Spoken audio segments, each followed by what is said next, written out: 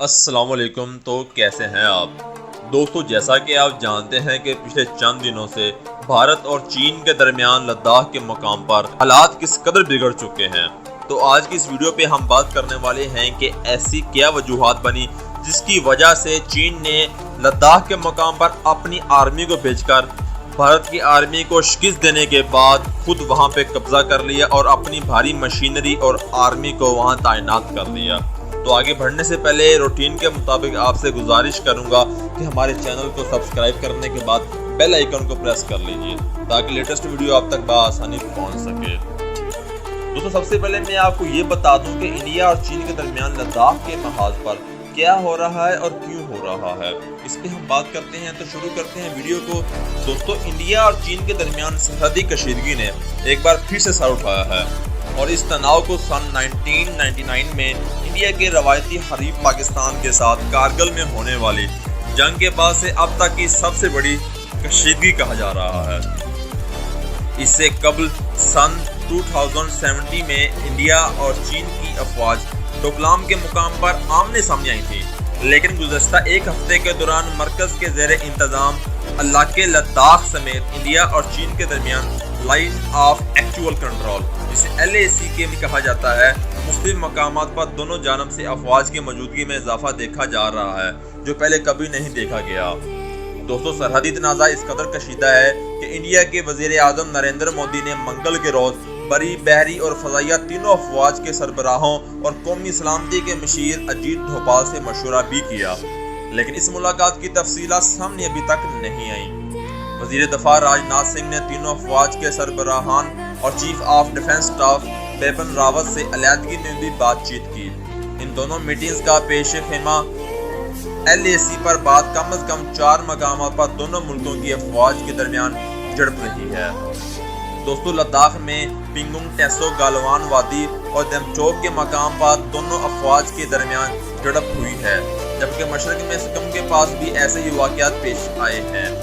تاہم بری فوج کے سربراہ جنرل منوج نروا نے کہا کہ ان دونوں علاقوں میں ہونے والی جھڑپوں میں کوئی تعلق نہیں۔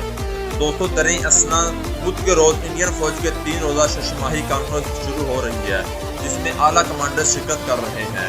فوج کے ایک بیان میں کہا گیا ہے کہ انڈین فوج کی اعلیٰ سطحی قیادت سیکیورٹی کے تازہ صورتحال انتظامی چیلنج پر غور و خوض کرے گی اور انڈیا کے بری فوج کے مستقبل کا منصوبہ تیار کرے گی۔ دوستو، دوسری جانب انڈین خبر رساں ادارے PTI کے مطابق چینی صدر شی جن پنگ کے انتہائی خراب صورتحال کے پیش نظر اپنی فوج کو جنگ کے لیے تیار رہنے اور ملک کی شمالیت کا مضبوطی سے دفاع کرنے کا کہا گیا ہے۔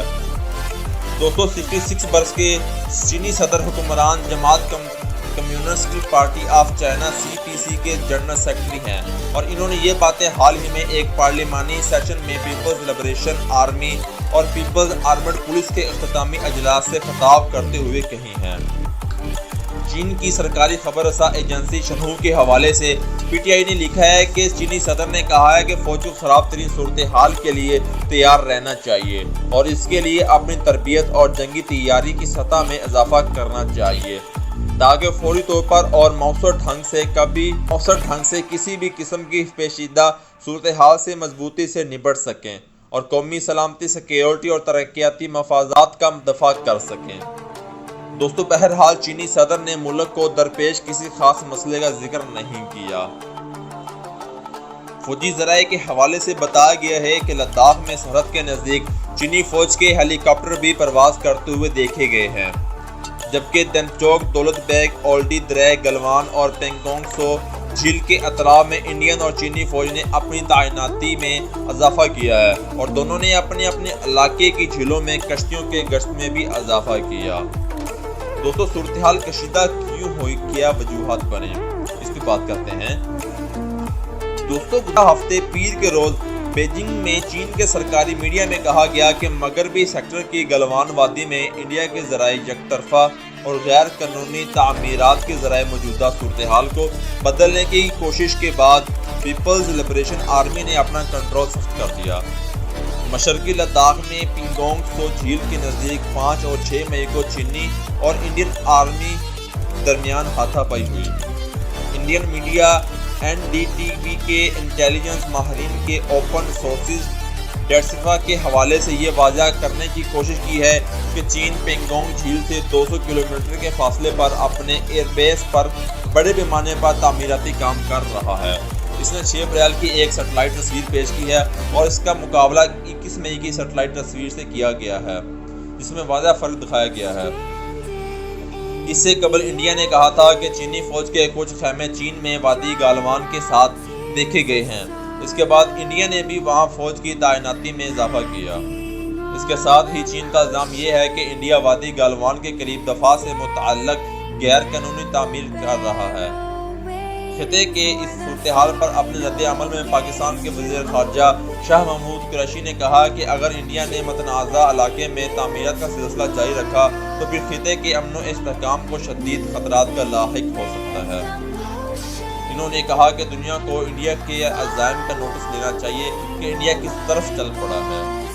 دوستو، اب سے کچھ دیر قبل ایک ٹویٹ میں پاکستان کے وزیر اعظم عمران خان کا کہنا تھا کہ انڈیا شہریت کے قانون سے بنگلہ دیش تو ایک جعلی کارروائی سے پاکستان کو، جبکہ نیپال چین کے ساتھ سرحدی تنازعات صورتحال کی سنگینی کو ہوا دے رہے ہیں۔ ادھر پاکستان کے وزیر خارجہ کے بیان میں یہ بھی کہا گیا ہے کہ انڈیا کو کبھی نیپال سے مسئلہ ہو جاتا ہے اور کبھی افغان امن میں، کبھی یہ بلوچستان میں شورش کو ہوا دیتا ہے اور اب انڈیا نے لداخ میں وہی حرکت کی ہے اور الٹا چین کو مرود الزام ٹھہرانے کی کوشش کر رہا ہے۔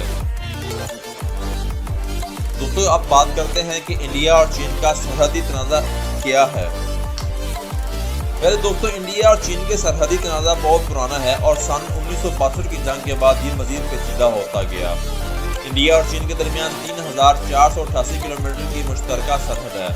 یہ سرحد جموں کشمیر، ہماچل پردیش، اتراکھنڈ، سکم انچل اور اروناچل پردیش میں اروناچل انڈیا میں سے ملتی ہے اور اس سرحد کو 3 حصوں میں تقسیم کیا گیا ہے: مغربی سیکٹر یعنی کہ جموں کشمیر، مڈل سیکٹر یعنی کہ ہماچل پردیش اور اتراکھنڈ، اور مشرقی سیکٹر یعنی کہ سکم اور اروناچل پردیش۔ بہرحال انڈیا اور چین کے درمیان سرحد کی مکمل حد بندی نہیں ہوئی اور جس ملک کا جس علاقے پر قبضہ ہے اسے LAC کہا گیا ہے۔ تاہم دونوں ممالک ایک دوسرے کے علاقے پر اپنا علاقہ ہونے کے دعویٰ کرتے رہے ہیں، جو کشیدگی کا باعث بھی بنا رہا ہے۔ انڈیا مغربی سیکٹر میں اقصائی چین پر اپنا دعویٰ کرتا ہے، لیکن یہ خطہ اس وقت چین کے کنٹرول میں ہے۔ سن 1962 کی جنگ کے دوران چین نے اس پورے علاقے پر قبضہ کر لیا تھا۔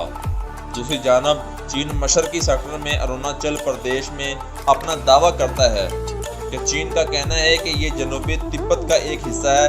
چین تبت اور اروناچل پردیش کے مابین میک موہن لائن کو بھی قبول نہیں کرتا۔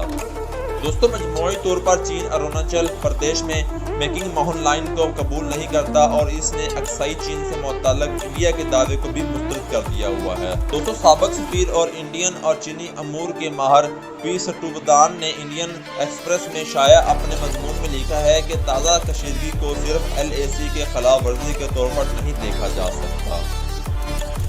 دوستو، انہوں نے لکھا ہے کہ جب انڈیا نے کشمیر کو خصوصی حیثیت دینے والے آرٹیکل 370 اور 35A کو ہٹایا تھا اور لداخ کو مرکز کے لیے زیر انتظام علاقہ قرار دیا تھا تو چین نے اس پر سخت تنقید کی تھی اور اس سے ناقابل قبول اور چین کی سالمیت کے خلاف ورزی قرار دیا تھا، یہاں تک کہ اس نے اقوام متحدہ کی سیکیورٹی کونسل میں بھی اس معاملے کو اٹھایا تھا۔ دوستو، بنارس ہندو یونیورسٹی میں تاریخ کے پروفیسر اور انڈیا اور چین کے رشتے پر کئی کتابوں کے مصنف کیشو مشرا نے BBC سے بات کرتے ہوئے کہا کہ انڈیا اور چین کے درمیان سرحدی کشیدگی کوئی نئی چیز نہیں۔ انہوں نے کہا کہ اس پر سب سے پہلے 1996 میں دیو گوڑا حکومت نے چیانگ زمین کے ساتھ ایک لیگل فریم پر اتفاق کیا تھا، جس کے تحت LAC پر زیادہ سے زیادہ پرامن رہنے اور کشیدگی کو کم کرنے اور صبر و تحمل کا مظاہرہ کرنے کی باتیں سامنے آئی تھیں۔ اس سے قبل راجیو گاندھی نے جب چین کے دورے پر گئے تھے تو اس وقت بھی سرحدی تنازع ہی دونوں ممالک کے درمیان کشیدگی کی بڑی وجہ قرار پایا تھا۔ دوستو، تاہم کیشو مشرا نے کہا کہ سن 2010 کے بعد سے سرحدی تنازع میں اضافہ دیکھا گیا ہے اور انڈیا نے جب سے سرحد کے قریب سڑک کی تعمیرات کا کام تیز کیا، اس پر چین نے گہری نظر رکھی۔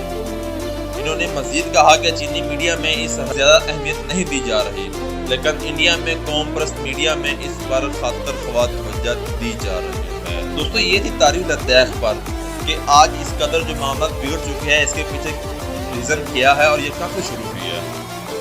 تو امید کرتے ہیں کہ آپ کو ویڈیو ضرور پسند آئی ہوگی۔ اگر ویڈیو پسند آئی ہو تو ویڈیو کو لائک، شیئر اور چینل کو سبسکرائب کرنا مت بھولیے گا۔